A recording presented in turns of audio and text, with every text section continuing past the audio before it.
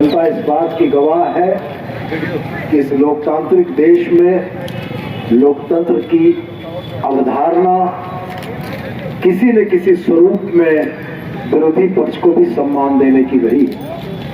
लेकिन जब संसद के दोनों सदनों से यह परिस्थितियां बने कि विपक्ष की आवाज को ही बंद कर दिया जाए, तो जरूर से यह लगता है कि लोकतंत्र की इस अवधारणा या हालिया दिनों में चल रहा भारतवर्ष का लोकतंत्र नहीं रहा है। अब ये तंत्र आगे हो गया और लोक पीछे हो गया है।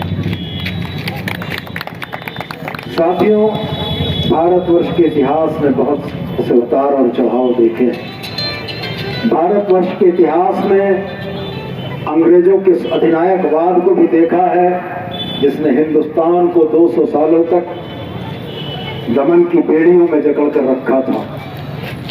इतिहास इस बात का गवाह है, हमारे आपके पुरखे इस बात के गवाह हैं कि बहुत सीमित संसाधनों में भी हमारे पुरखों ने अंग्रेजों के उस दमन, अंग्रेजों के उस अधिनायकवाद का मुंहतोड़ जवाब दिया था।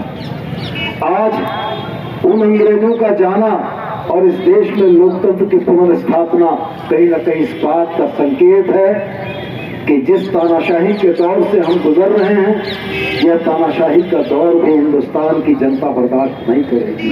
हिंदुस्तान की जनता ने हमेशा डिसेंट को, हमेशा विरोधी विचारों को भी मान्यता दी है और जगह दी है।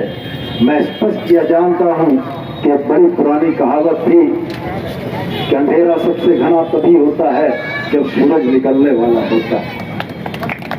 ये वही दौर है कि सत्ता में बदाम लोग देश से, संसद के दोनों सदनों से विपक्ष की आवाज को बंद करने का अगर प्रयास कर रहे हैं, तो मैं यही मानता हूं कि अंधेरा इसलिए घना है कि बहुत जल्द लोकतंत्र का सूरज निकलने वाला है, जहां हर व्यक्ति को अपनी बात, अपनी अभिव्यक्ति की आजादी होगी और उसके विरोधी विचारों को भी पूरी सम्मान के साथ सुना जाएगा।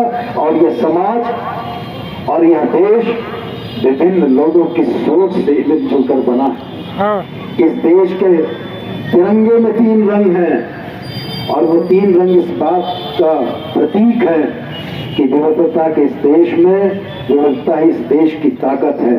इस तिरंगे के 3 रंगों को एक रंग में बदलने की जो कोशिश है, न उसको हिंदुस्तान बर्दाश्त करेगा, न हिंदुस्तान का आवाम बर्दाश्त करेगा। तो आइए, हमारे आपके लिए यह शपथ लेने का दिन है कि तिरंगे के 3 रंग रहें, इस हिंदुस्तान की विविधता रहे, इस हिंदुस्तान में हर व्यक्ति जो यहाँ पैदा हुआ है उसको बराबरी का हक मिले। और यह लड़ाई छोटी नहीं है, यह लड़ाई बड़ी है। लेकिन मैं यह जानता हूँ, इतिहास के तमाम सबक इस बात को कहते हैं कि अधिनायकवाद का अंत होता है और अब वो अंत सामने है। इन्हीं शुभकामनाओं के साथ आप तमाम साथी जो बैठे हैं वो लगातार अपने कार्यक्रमों को करें। मैं सरकार आपके द्वार के कार्यक्रमों में हिस्सा लेते हुए यहाँ पहुँचा हूँ और अभी मुझको फिर मधुबन भी जाना है। एक राजनीतिक कार्यकर्ता के अलावे आपने मुझको विधायी कर्तव्य भी दिया है और दोनों ही